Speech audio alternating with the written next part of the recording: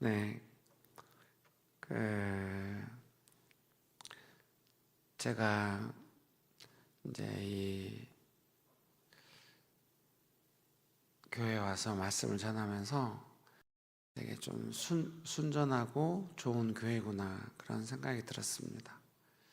그래서 아마 또 담임 목사님을 이렇게 청빙이 되고 또 담임 목사님도 이렇게 저를 강사로 불러주시고 이렇게 했다는 생각이 듭니다. 제가 이렇게 좀 역사와 전통이 있는 교회 부흥의 강사로는 거의 가본 적이 없습니다. 불러주질 않아요. 거기는 다 교단에서 아는 사람들이 이렇게 왔다 갔다 하는 거지. 듣보잡. 근본 없는 듣도 보도 못하는 같은 교단도 아니 이런 사람을 누가 불러주질 않습니다. 청년사역 강의를 많이 했고요.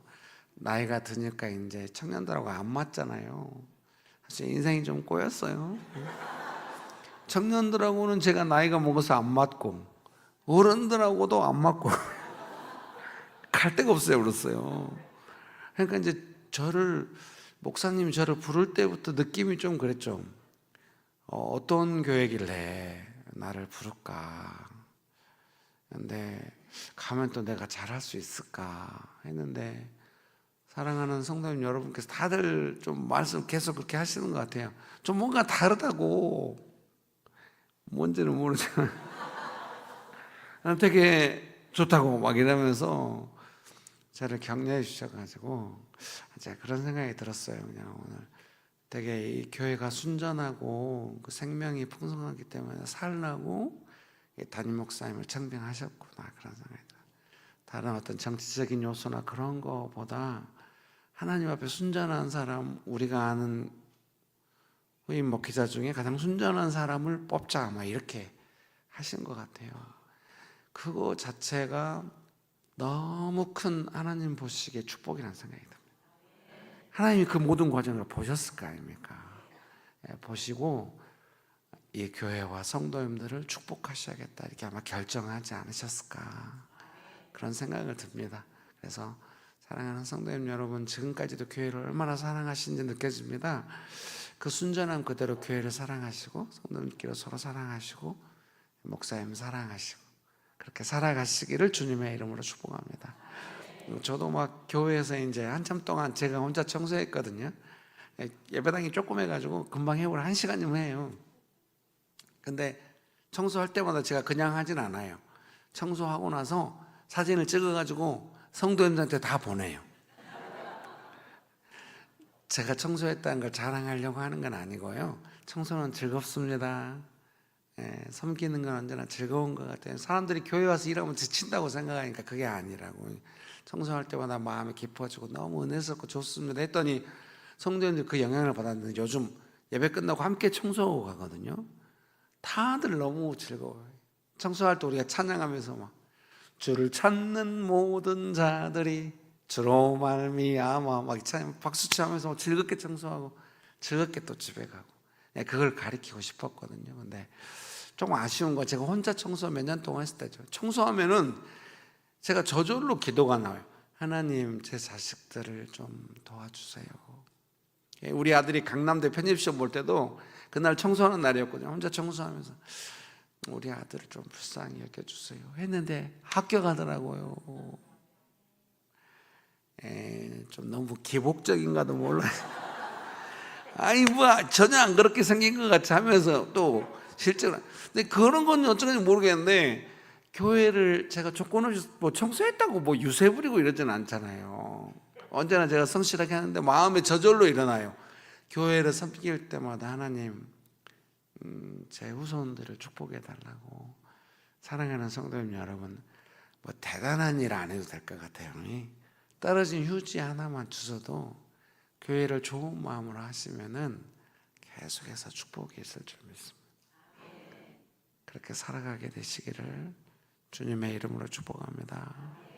잘하실 수 있죠? 옆에 분 보면서 한마디씩 할까요? 당신은 교회를 사랑하시는군요. 한 번 더 할까요?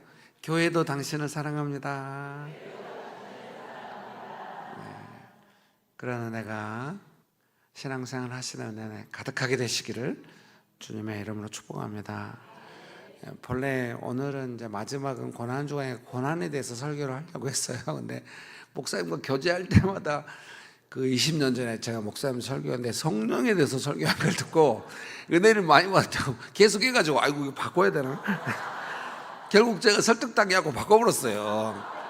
그래서 혹시 이제 그 베드로전서 고난에 대한 설교를 듣고 싶으시면은 저희 교회가 명신교회 TV라고 유튜브에 있어요. 지난 주일 설교가 그 오늘 와서 하려고 하는 설교였어요. 좀 따끈따끈한 설교였죠. 부흥 강사가 매번 다른 설교를 할 수는 없어요. 그 시즌에 하는 설교가 있고, 이번에 제가 이렇게 한 설교들은 최근 시즌에 한 6개월, 7개월은 그런 설교를 하거든요. 길게는 1년까지. 그런 내용들이었어요. 네, 한번 또 참조하셔서 보죠. 아니, 오해하지 마십시오.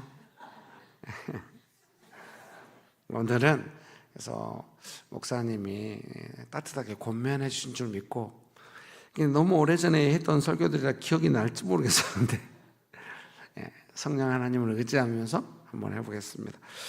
이 로마서 8장 1절 2절 말씀 읽었잖아요. 네. 그러므로 이제 그리스도 예수 안에 있는 자에게는 결코 정죄함이 없나니 이는 그리스도 예수 안에 있는 생명의 성령의 법이 죄와 사망의 법에서 너를 해방하였음이라. 아멘. 믿으십니까? 그러니까 이제 예수님을 믿는 사람들에게는 법 적용이 달라졌다는 것입니다. 예수님 믿으면은 죄와 사망의 법에서 해방됐대요. 그리고 생명의 성령의 법 아래 적용을 받게 됐다는 것입니다. 죄와 사망의 법은 아주 공정해야 돼요. 잘못한 것을 혼내는 법이기 때문에 고무줄처럼 왔다 갔다 하면 안 돼요. 똑같이 누구든지 딱 잘못한 것을 징계해야 돼요. 그러니까 이 죄와 사망의 법은 잘하라는 법이 아니에요. 잘못하면은 징계하겠다는 법이에요. 그러니까 본래 예수님 안 믿으면 다 그런 법 아래서 심판을 받아야 되는데, 예수님 믿는 사람들에게는 정죄, 그것은 뭐냐면 법정에서 심판받지 않는 것처럼 그렇지 않는다는 거예요. 그리고 죄와 사망의 법에 적용받지 않는다는 거예요. 그럼 무슨 법에 적용받냐? 생명의 성령의 법에 적용받는다.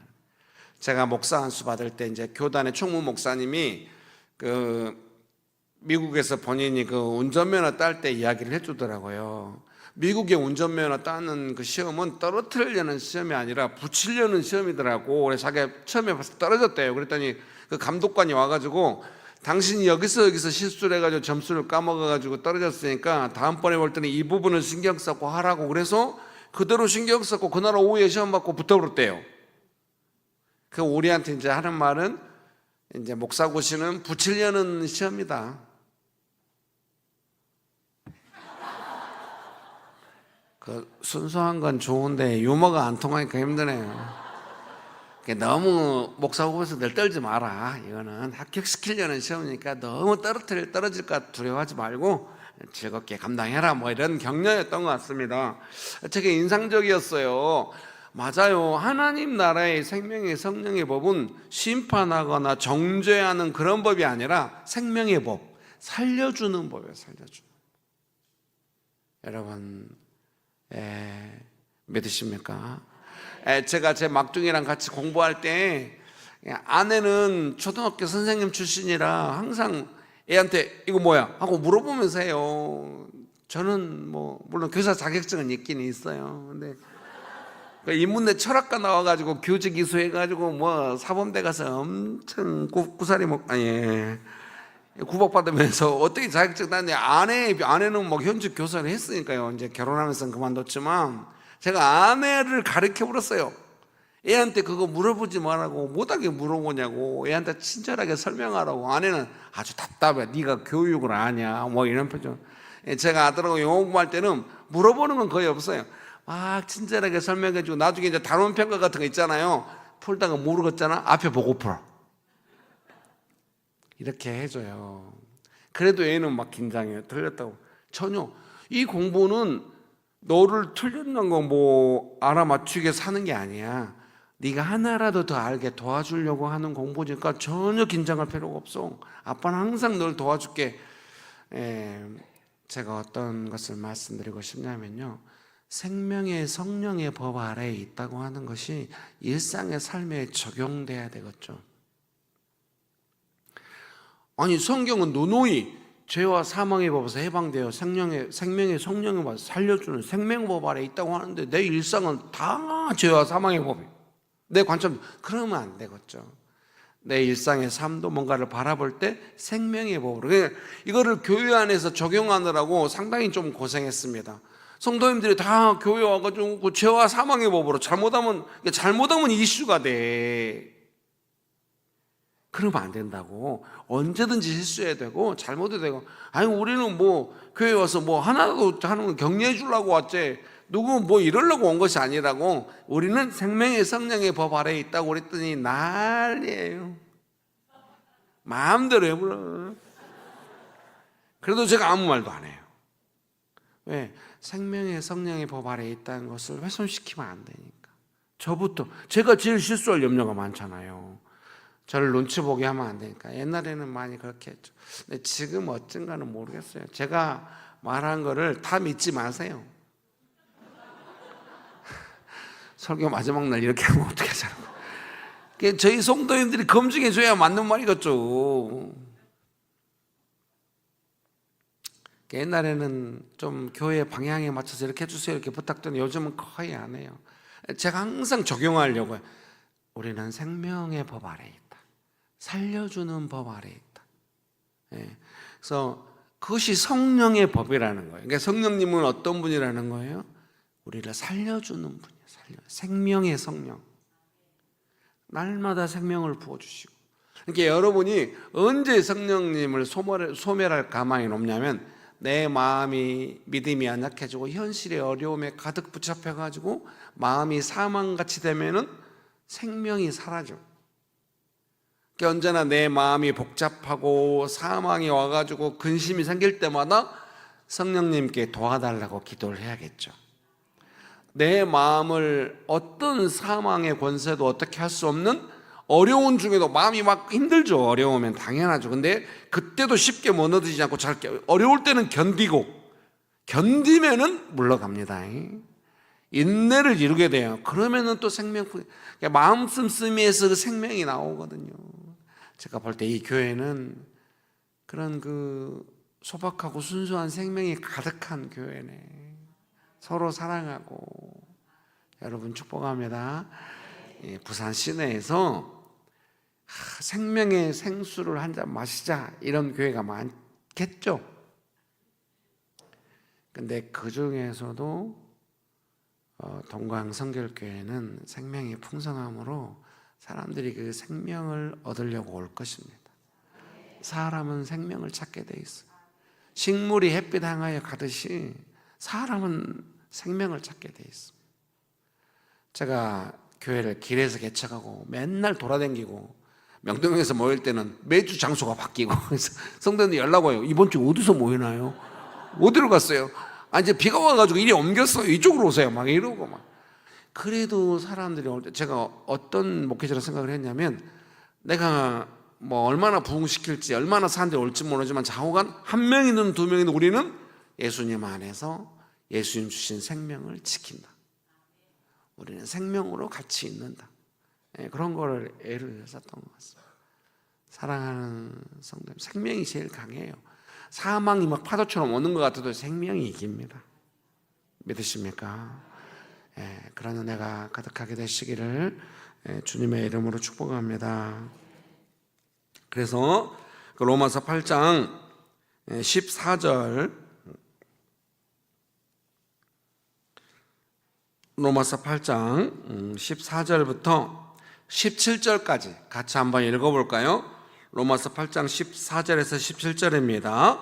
무릇 하나님의 영으로 인도함을 받는 사람은 곧 하나님의 아들이라.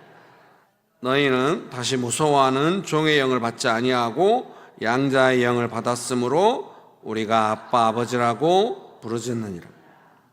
성령이 친히 우리의 영과 더불어 우리가 하나님의 증언하시나니 자녀이면 또한 상속자 곧 하나님의 상속자요 그리스도와 함께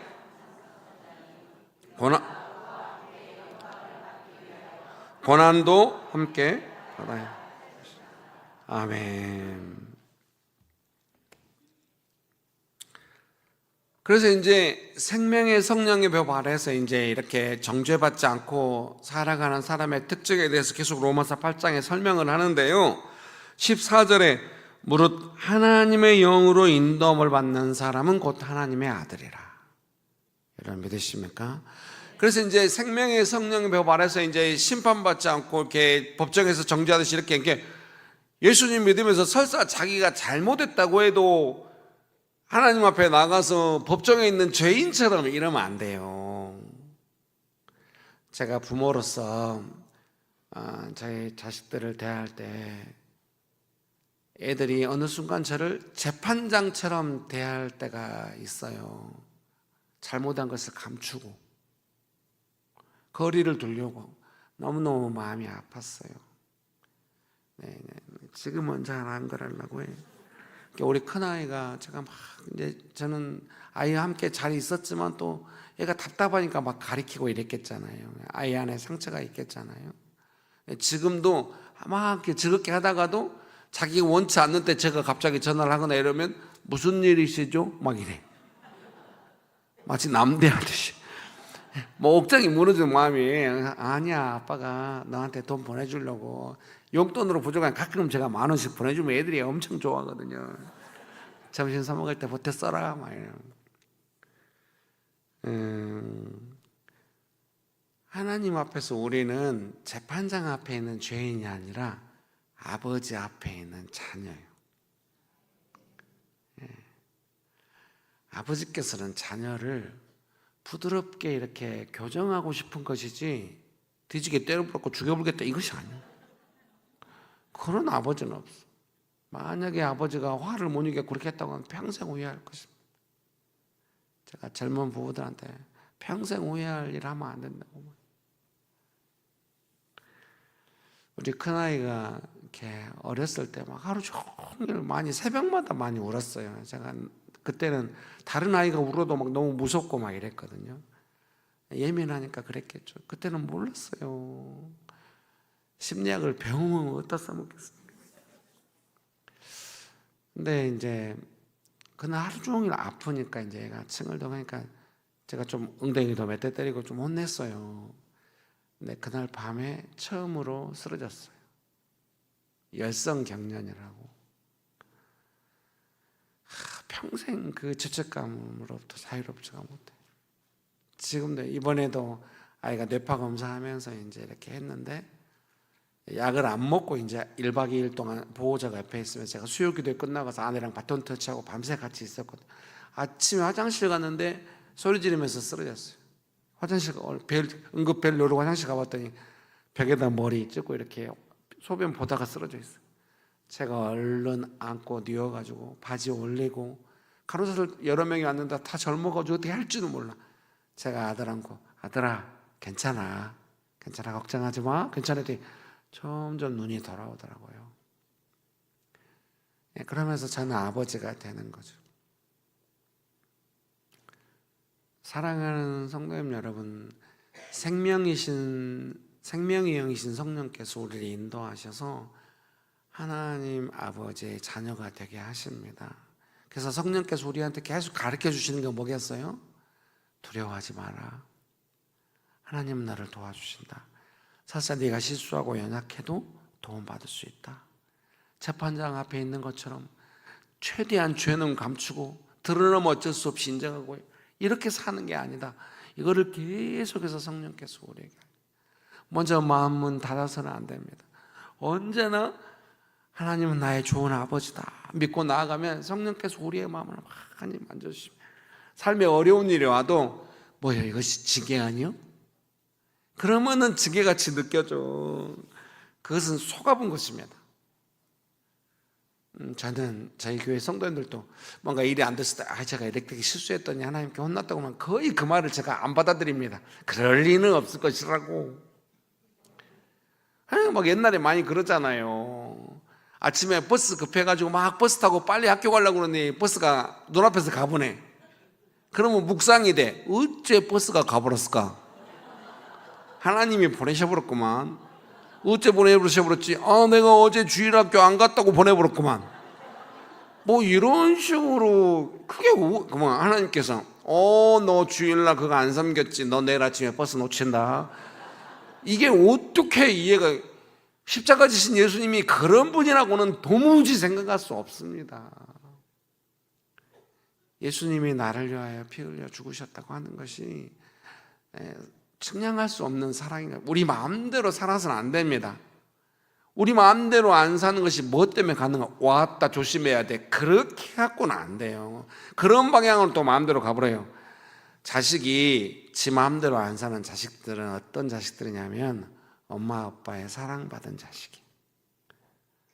친구들하고 막 잘못돼 가다가도 엄마가 이걸 알면 어떻게 될까? 이런 마음 들어야 돌이킨다.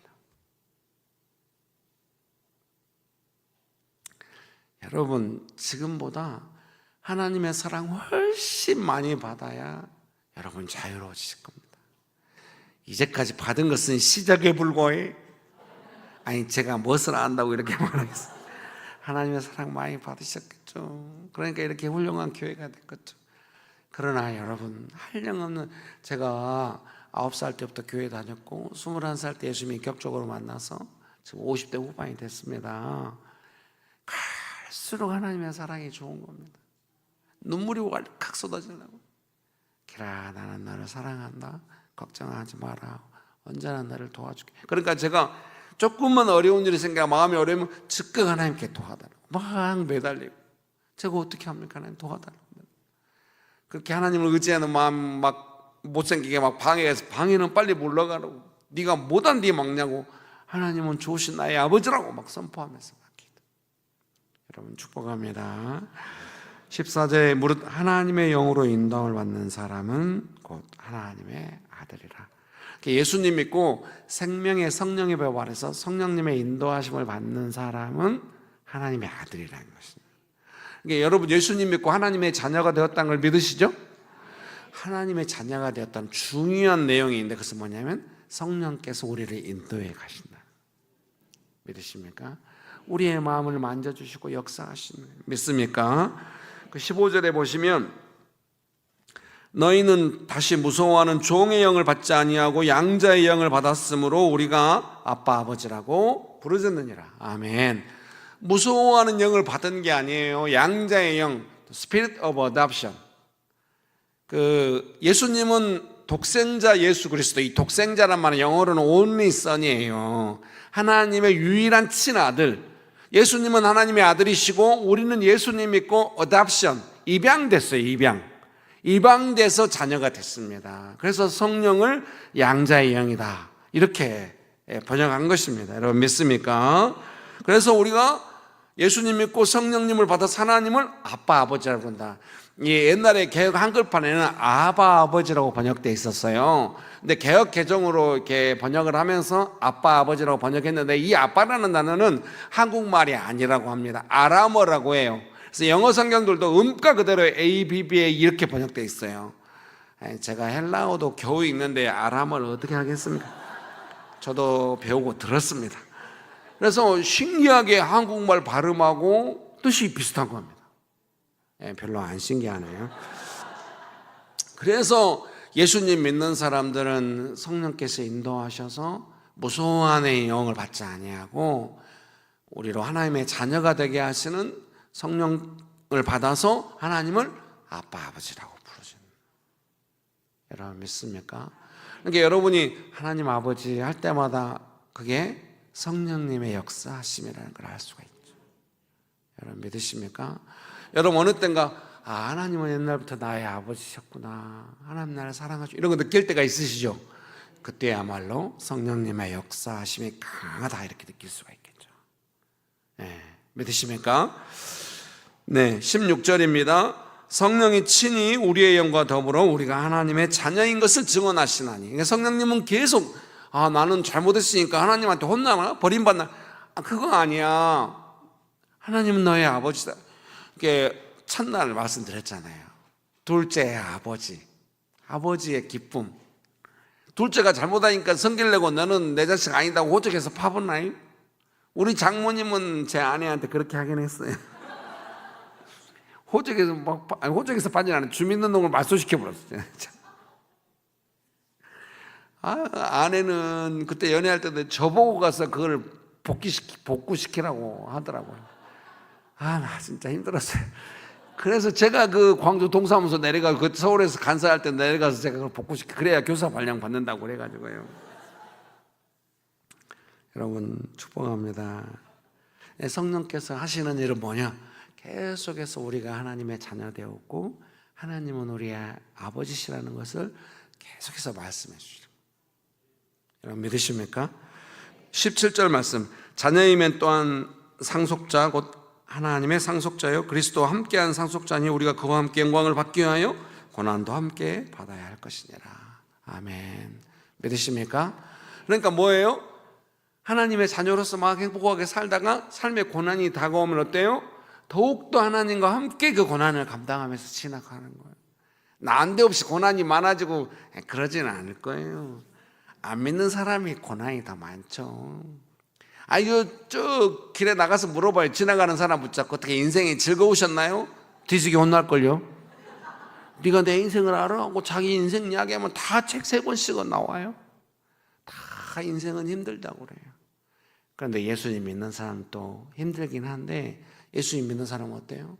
하나님 아버지의 이름을 부를 때마다 성령님의 은혜가 있고 예수님의 돌보심이 있고 아버지 하나님의 그 은혜가 있잖아요. 그 은혜로 여기까지 왔잖아요. 여러분 믿으십니까? 믿으십니까? 그래서 고난이 오면 어제 말씀드렸던 것처럼 인내를 길러가지고 삶이 더 풍성해져, 강건해져. 구비된 사람, 준비된 사람, 무거운 거 들어도 안 지치는 사람, 다 이게 인내에 관한 내용이에요. 여러분 믿으십니까? 점점 무거운 거 들 수 있는 사람으로 준비되는 것이죠.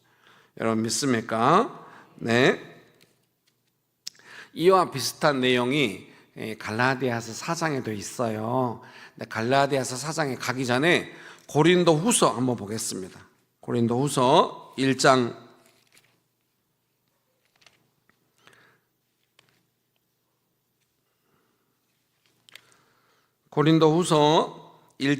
21절 22절입니다. 같이 한번 읽어보실까요? 고린도 후서 1장 21절 22절입니다. 고린도후서 1장 21절 22절 같이 한번 읽어볼까요? 시작. 우리를 너희와 함께 그리스도 안에서 굳건하게 하시고 우리에게 기름을 부으신 이는 하나님이시니 그가 또한 우리에게 인치시고 보증으로 우리 마음에 성령을 주셨느니라. 아멘. 믿으십니까? 특별히 그 22절 하반절에 하나님께서 우리를 인치시고 그 인치셨다는 보증으로 어떻게 하셨대요? 아예 그 문장을 다 읽어봐요. 하나님께서 우리를 인치시고 그 보증으로 어떻게 하셨대요? 네, 우리 마음에 성령을 주셨다. 그래서 예수님 믿는 사람들의 마음 안에는 어떤 분이 와 계십니까? 성령 하나님이 와 계시는 겁니다. 옆에 보면서 한마디씩 하겠습니다. 예수님을 믿는 당신의 마음 안에 성령님이 계십니다.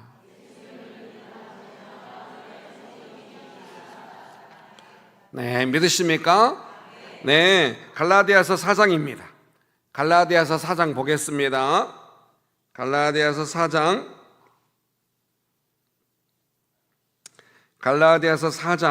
4절 5절 6절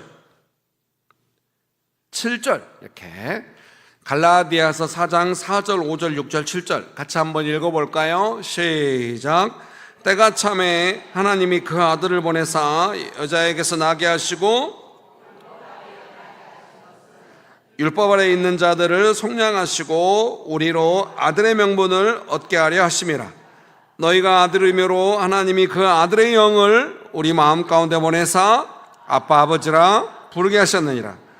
그러므로 내가 이후로는 종이 아니요 아들이니. 아멘. 믿으십니까? 예수님께서 오신 것은 율법 아래 있는 자들을 속량하시고, 이 속량이란 말은 아까 로마서 8장 1절에 있는 해방이란 단어랑 거의 똑같은 단어입니다. 율법의 심판, 죄와 사망의 법 안에서 해방시키려고 예수님이 우리를 위해서 오셨다. 예수님이 십자가 지시고 우리를 구원하셔서 우리를 생명의 성령의 법 아래에 있게, 하나님의 자녀가 되는 법 아래에 있게.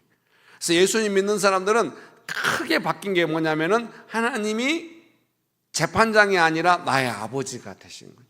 나는 재판장 앞에 있는 죄인이 아니라 하나님의 자녀가 되었죠. 그리고 아버지가 자녀한테 적용하는 법은 뭐예요? 생명의 성령의 법. 우리 막둥이가 학교에 가면은 선생님한테 배우죠. 선생님은 공정해요. 근데 저는 아버지라서 그렇게 안 해요. 아들하고 공부 즐겁게 하고 난리피도 다 받아주고 그래도 힘들다고 그래요. 그러니까 엄마는 제가 있는 걸 좀 힘들어라고 해요. 제가 있으면 애가 표정이 갑자기 바뀌면서 막 힘들다고 하면서 막 요구 조건을 막 늘어나요. 그럼 저는 그래 그러면 그렇게 해 막 이렇게 하니까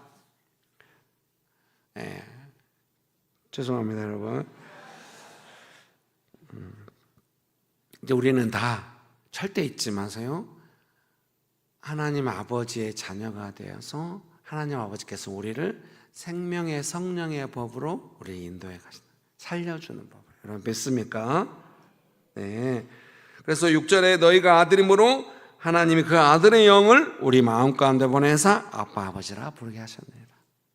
믿으십니까? 네. 그래서 갈라디아서 5장 보겠습니다. 갈라디아서 5장 16절, 17절, 18절 말씀. 앞에 화면에도 말씀이 뜨죠. 참조하시면 되겠습니다. 갈라디아서 5장 16절, 17, 18절입니다. 같이 한번 읽어보겠습니다. 시작. 내가 이르노니 너희는 성령을 따라 행하라. 그리하면 육체의 욕심을 이루지 아니하리라. 육체의 소욕은 성령을 거스르고 영은 육체를 거스리나니 이 둘이 서로 대적함으로 너희가 원하는 것을 하지 못하게 하려 함이니라. 너희가 만일 성령의 인도하시는 바가 되면 율법 아래 있지 아니하리라. 아멘.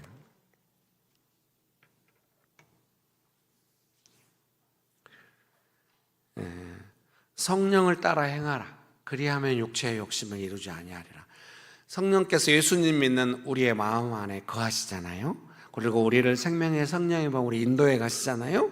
그럴 때마다 이제 자녀된 삶의 특징이잖아요. 그것이 이제 하나님의 자녀되어서 그렇게 성령님의 인도하심 안에 살게 되면은 필연적으로 나타나는 문제가 한 가지 있어요. 그것은 뭐냐면 내 육체의 소욕과 성령님의 인도하심이 서로 거스르고 대적할 때가 있다는 것이죠. 제가 예수님 인격적으로 만나니까 좀 삶이 불편하더라고요. 아마 제가 여기 와서도 이야기한 것 같은데요. 그 의정부에 군종병 할 때 일보러 나오면 그 점심 먹으러 나온다 해도 과언이 아니에요.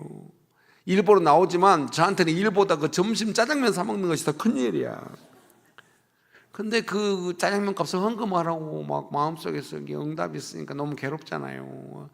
막 기도하다 순종하면 너무너무 은혜가 있고 좋았어요. 근데 이제 그런 일들이 너무 많이 일어나 버려요.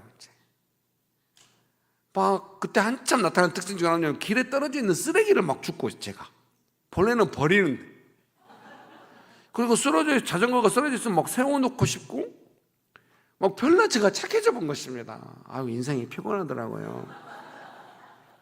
그 서운한 부담감이 많이 생겼어요.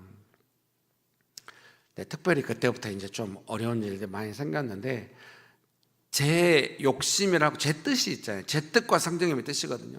특별히 저는 조금 의롭게 막 산다고 막 틀린 것을 보면 못 참고 제가 막 그러거든요. 예. 근데 이제 버스 타거나 택시 탈 때마다 많이 싸웠어요. 택시 돈 없는데 급하니까 택시 탔잖아요. 그럼 여기다 내려달라고 그러면 어떻게 몇 바퀴 더 가면 돈이 올라가 버려. 그럼 제가 그걸 보고 못 참고 아이고 저기 더 가냐고 내려달라고 했는데 막 태격태격 싸우고 막 이랬어요. 이상하게 그 어간에 버스를 타도 이제 우리 애들 둘 다 그 유모차 탈 텐데요. 정말 제가 운전면허가 없거든요. 근데 그때는 진짜 운전면허가 필요하다는 생각이 들긴 들었는데 어쨌든 운전면허를 못 땄어요. 유모차 2개 들고 타니까 기사님이 좋아합니까? 돈 내래요. 아니, 돈 냈죠. 제 아내랑 제 거 냈습니다. 애들 것도 돈 내래요. 애들 둘이니까 성인 요금을 내래요. 그래서 또 막 싸우다가, 싸우면 제가 안 내야 되는데 싸우고 돈을 내요. 그런 일이 많았어요.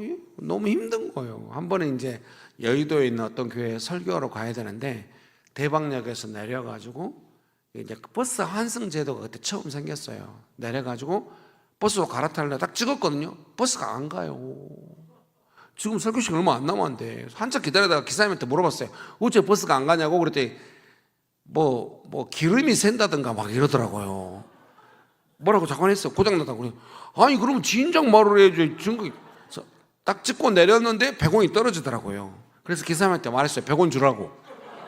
지금 버스 안 갔는데 100원 떨어졌으니까 100원 주라고. 그랬더니 기사님이 서울시에 가서 받으라고 그러더라고요. 그래서 이제 그동안 어려웠던 거 막 애매하게 참았던 거 억울했던 것이 거기서 한꺼번에 보면 이거 분명히 너 잘못했다 하고 이제 설교하러 가야 되는 거기서 미친놈처럼 싸운 겁니다. 100원 내놓으라고. 도저히 못 참기. 100원이 문제가 아니야. 너는 오늘 내가 가면 안 된다. 내놓으라고 소리를 지르고 싸웠더니 지나가는 사람이 100원을 들고 올라왔어요.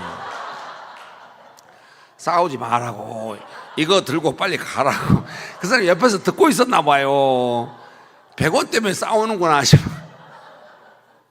제가 저리 가라고. 내놓으라고 해가지고 결국 100원 받아가지고 버스 앞에 던지고 뛰어갔어요. 제가 싸울 때부터 알았어요. 나는 미친놈이구나. 지금 뭔 정신이고 지금 설교하러 가야 되는데. 설교를 뭐라고 했는지 하나도 기억이 안 나요. 죄책감이 엄청 우달렸죠. 뭐라고 말했는지 기억도 안 나요. 그냥 대충 끝내고 버스 타고 돌아오는데 누군가 옆에서 이걸 보고 있는 느낌이 들어요. 얼굴이 뜨뜻해. 그래서 고개를 숙여요. 제 마음 가운데 감동이, 기라 너 어쩌려고 그러냐고 이런 느낌. 저도 너무 큰일을 겪어버렸어요. 죄송합니다. 제가 어쩌려고 이럴까요? 저는 안 될 것 같아요. 그때 이제 조용히 이제 마음에 드는 생각이, 네가 많은 돈도 헌금하면서 100원 때문에 이러면 되냐. 근데 항상 하나님은 네가 목회자가 돼가지고 이렇게 저를 대한 적은 한 번도 없어. 아버지로서 저를 대해줬어.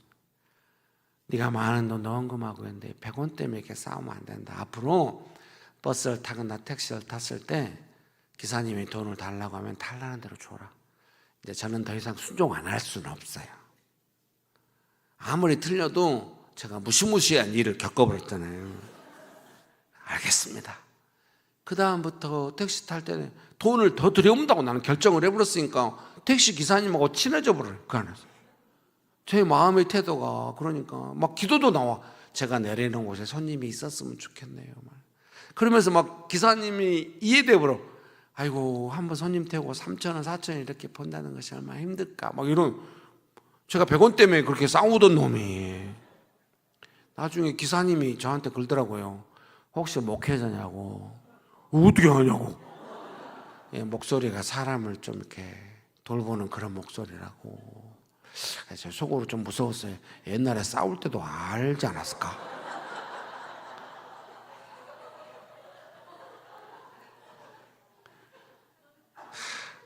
여러분도 그런, 웃지 말아요. 다 자기들도 그런 경험이 있으면서. 여러분도 이상하게 내 마음에 아니다 싶은데 내 기질대로 상황이 틀렸으니까 하고 나가다가 그냥 난리 나본 경험이 있죠. 겉으로는 내가 체면 상하니까 뭐라고 했어도 하나님 앞에 와서는 잘못했다고 했을 것입니다. 그래서 이해는 안 됐고 좀 왜 이럴까? 왜 그러냐면 자녀로 사니까 그래요. 하나님의 자녀로 사니까. 그래서 이제 제 틀린 것을 보면 못 참는 제 뜻하고 하나님의 자녀로 살아야 되는 성령님, 생명의 성령의 그 법하고 자꾸 부딪히는 거예요. 너무 날카롭게 부딪힐 때가 많았지만 제가 큰 일을 경험하고 나서는 이제 겸손해져. 여러분도 제가 권면해 드립니다. 저처럼 큰 일 겪기 전에 얼른 하세요. 이렇게 순종하시면서. 제가 그래서 저는 좀 비교적 이제 그런 부분에 좀 정직한 편이거든요. 제가 이런 내용을 가피풀에 강의하는데 그거 뭐 몇만 명씩 보고 그랬거든요. 그때 거기서 가서 제가 이런 이야기를 했어요. 그리고 제가 책을 쓸 때 그 책에다도 이 내용을 썼어요. 그랬더니 어떤 제가 보는 권사님 같아요. 댓글을 달았어요. 그 책을 읽으셨나 봐요. 하나님은 왜 이런 목회자를 쓰는지 모르겠다고. 좀 부모 때부터 좋아가지고 착한 목회자를 써야지 이런 목회자를 왜 쓰냐고. 제가 진짜 동의가 되고 창피했어요. 제가 마음속으로만 한마디 했습니다. 아니 그러니까 저는 제가 알아서 할 테니까요. 권사님도 권사님 돌아보세요. 이렇게 제가 속으로만 한마디 했습니다. 정말 부끄럽고 창피했어요. 사랑하는 성도님 여러분, 내가 내 마음대로 하려고 하면 할 수가 있어요. 근데 내 마음대로 할 때마다 이상하게 약간 서늘해지면서 어떤 저항감을 느끼면서 그런가요? 성령님의 인도하심이라는 게 있어요.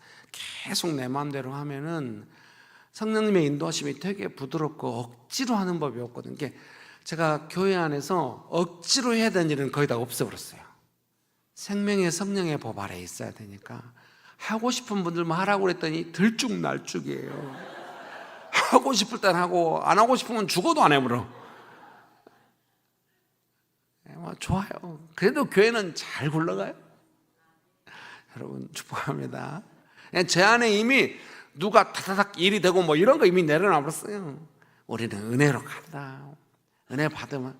근데 그것이 훨씬 강하다. 나중에 청소를 즐겁게, 청년들도 즐겁게 하고 어른들도 하고, 순번 돌아가면 사는 걸 제가 철저히 배제했어요. 그러면 또 세상에나 사는 것처럼 의무감으로 하니까. 여러분 축복합니다. 네, 19절 20절 제가 읽어드릴게요. 육체의 일은 분명하니 곧 음행과 더러운 것과 호색과 우상숭배와 주술과 원수 맺는 것과 분쟁과 시기와 분냄과 당짓는 것과 분열함과 이단과. 그러니까 육체의 욕심을 따라서 계속 살면은 이런 육체의 열매들을 맺게 돼요. 육체의 일들이라고 표현되어 있죠. 야고보서도 욕심이 잉태한즉 죄를 낳는다. 죄가 장성한즉 사망을 낳는다. 욕심 그 자체가 바로 죄처럼 안 느껴질지 몰라도 계속 욕심대로 하면 반드시 죄가 나오고, 죄가 너무 심해지면 성경이 말씀하시는 사망이 뭡니까? 실제로 생명이 끊어진다 그런 개념도 있겠지만 근본적으로 생명이신 하나님과 모든 은혜의 관계가 단절되어 있다 이런 말이죠. 그래서 예수님 믿는 사람들은 내가 죄를 지었냐 안 지었냐, 이것이 죄냐 아니냐 그런 수준이 아니에요. 내가 욕심대로 했나? 하나님의 뜻을 따랐나? 이러면서 막 고민해 가게. 그러니까 당연히 율법의 요구를 잃어버리죠. 율법은 잘못해 혼내는데 우리는 잘못한 것 이전에 내 마음이 어떤가? 내가 지금 생명으로 하나? 욕심으로 하나? 막 이런 고민을 해가기 시작하니까 하루아침에 되진 않아요. 점점 풍성하게 될 줄 믿습니다. 믿으십니까? 옆에 분 보면서 한마디씩 합시다. 당신은 당신에게서 생명이 자라나고 있습니다. 한 번 더 합시다. 당신은 생명이 풍성하시군요. 네, 여러분 믿으십니까? 갈라디아서 5장 22절 23절 말씀 같이 한번 읽어볼까요? 갈라디아서 5장 22절 23절입니다. 시작. 오직 성령의 열매는 사랑과 희락과 화평과 오래 참음과 자비와 충성과 온유와 절제니 이 같은 것을 금지할 법이 없느니라. 그리스도 예수의 사람들은 육체와 함께 그 정욕과 탐심을 십자가에 못 박았느니라. 아멘. 믿으십니까? 내 마음 안에서 육체의 소욕과 성령의 뜻이 서로 거스르고 대적하는데, 대적한다는 말은 enemy, 적으로 날카롭게 대립한다는 거예요. 여러분도 부드럽게 저항감 느낄 때도 있지만 어느 땐가는 진짜 하나님이 기뻐하지 않는 것 같다는 저항감을 느낄 때도 있죠. 그렇게 이제 느끼기 시작해요. 예수님 믿는 사람, 하나님의 자녀의 삶을 사니까. 그래서 내 마음대로 안 하고 성령의 뜻에 순종하잖아요. 그럼 어때요? 성령의 열매를 맺게 됩니다. 사랑과 희락과 화평. 성령의 열매가 찬찬히 보면 다 마음 씀씀이의 내용이에요. 마음에서 사랑이 흘러가요. 여러분 어때요? 교회에서 은혜 많이 받고 마음이 부드러지면 교회 가서 집에 가서 애들이 난리 쳐놔도 애들아 치우자 하고 따뜻하게 하잖아요. 근데 은혜가 메말라가지고 좀 성질나 있는데 집에 갔는데 애들이 난리 이리 와, 너는 다 죽여버려. 이리 와, 이리 와. 오늘은 제대로 조대문다. 이리 와, 이리 와, 이리 와. 그러면 애들이 그 엄마의 변신을 너무 당혹스러워 하잖아요. 애들이 엄마한테 한마디, 엄마 교회 갔다 와. 엄마가 은혜가 있을 때 마음하고 은혜가 없을 때 마음이 너무 차이가 나니까. 성령님의 인도하심을 받으면 사랑하는 마음, 기쁜 마음, 화평. 옛날에는 막 성령님의 인도하심 없고 내 욕심대로 하면은 반드시 편을 갈라갖고 누군가를 미워해야 직성이 풀려. 근데 성령님의 인도하심을 받으면 편을 가른다는 것부터가 불편하고 누군가를 미워한다는 게 영 아닌 것 같다는 생각을 합니다. 미워하면 내 마음이 지옥돼. 그래서 예수님 앞에 가서 그 사람과 상관없어. 내가 행복하게 살려면은, 내 마음이 화평하려면은 하나님 앞에서 그 마음을 만지는 것이죠. 그래서 항상 제가 성도님께 말해요. 사랑하기 힘들거든. 어려운 사람 사랑하기 힘들죠. 그러면은 미워하지는 말라고. 사랑하면 제일 좋겠지만 미워하면 나는 죽어요.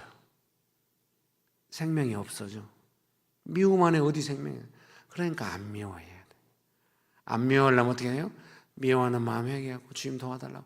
내 마음 아직도 복잡한데 가서 막 사랑합니다 이런 식으로 하면 내가 분열이 되고 같잖아요. 밖에 나가서 그렇게 하기 전에 내가 미워하지 않겠다고 마음을 막 다루면은 언젠가 그 사람한테 따뜻한 말 한마디 하게 돼요. 그러면은 성령께서도 막 역사하셔. 여러분 믿으십니까? 그래서 성령의 인도하심을 따라 내 욕심대로 안 하고 성령의 뜻에 순종하기 시작하면은 열매들이 풍성해져요. 여러분 믿습니까? 이렇게 열매들이 풍성하면 또 은사도 너무 힘을 발휘하죠. 제가 젊은 날에 예수원이라고 대천덕 목사님, 성공회 목사님이어가지고 대천덕 신부님이라고 하기도 해요. 그 강원도 태백에 예수원 아시죠? 네, 있어요. 지금은 소천하셨는데 거기가 막 믿음이 신실한 사람들 모여서 막 공동체로 살면서 막 사역하고 이런 거 지금도 예수원이 있거든요. 근데 거기 막 질병에 걸리는 사람들도 오고 막 좀 원수한테 너무 붙잡혀서 시달리는 사람도 와요. 그래서 이 사람들이 다 모여서 막 기도를 했대요. 근데 절대 이 사람이 회복이 안 되는 거예요.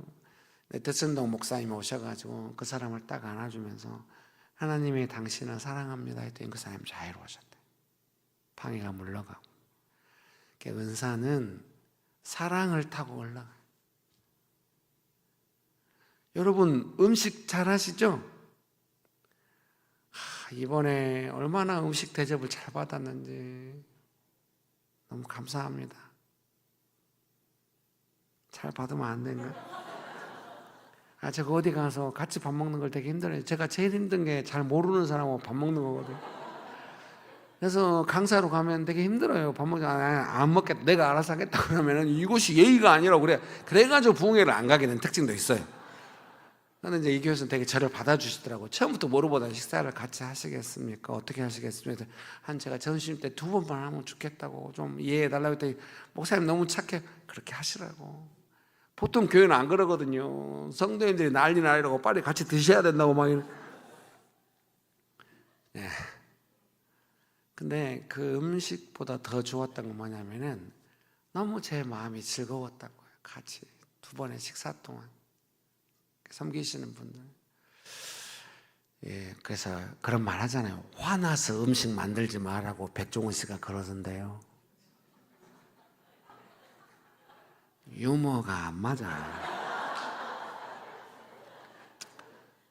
사랑하는 마음에서 은사가 의미가 있어요. 축복합니다. 그러니까 성령님의 뜻에 순종하기 시작하면 내 마음 안에 사랑과 희락과 화평 이런 게 생기니까 그 마음 안에서 누군가를 섬기면 너무 열매와 은사가 강력한 것이죠. 여러분 믿습니까? 저희 교회 권사님이 계시는데 아주 그냥 가정이 어려워요. 이분이 똑똑해요. 부모님도 다 서울대 나오셨고 똑똑하신데 중앙대 영문학 박사 과정을 했는데 수료만 하고 박사 학위를 못 받았어요. 교수님하고 싸웠거든요. 그리고 이제 부모님이 딸이 그래도 귀하니까 장녀니까 미국으로 유학 보냈어요. 캔자스 주립대에서 또 박사 과정을 했어요. 또 수료만 하고 못 받았어요. 또 교수님하고 싸웠거든요. 근데 제가 볼 때 이분이 참 하나님의 부르심과 인생이 너무 고단스러워.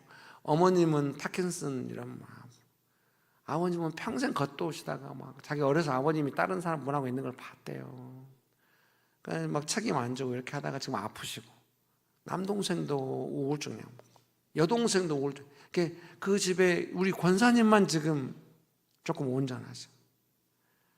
근데 권사님 성질이 있으시니까 저 잘못하고 저한테 막 소리를 질러요, 막. 자, 권사님 제일 힘들던 게 동생이 너 때문에 그런 일이 없는데 이제 사람이 우울해지고 하면 원망할 사람 찾잖아요. 언니를 그렇게 원망을. 내가 권사님한테 말했어요. 동생을 성령님의 열매와 은사로 섬기면서 사역을 해야 된다고. 예수님이 뭐라고 하셨어요? 성령의 권능을 받아서 예수님을 증거해라, 이렇게 말씀하셨잖아요. 성령님의 열매와 은사로 예수님의 성품과 능력을 전달하는 총로가 되었는데, 우리 권사님이 그 여동생 때문에 맨날 힘들고 여동생과 싸우고, 권사님 틀린 거 보면 저보다 더 못 참는 분이에요. 그러니까 하나님께서도 다 목회자를 하시고 그런 사람들만 우리 교회로 와요. 제가 그런 사람이었기 때문에. 권사님한테 권면했던 권사님이 가서 동생이 원하는 스타벅스 커피도 사다 주고 이러면서 동생한테 어느 날 이렇게 말했어요. 네가 나보다 낫다고.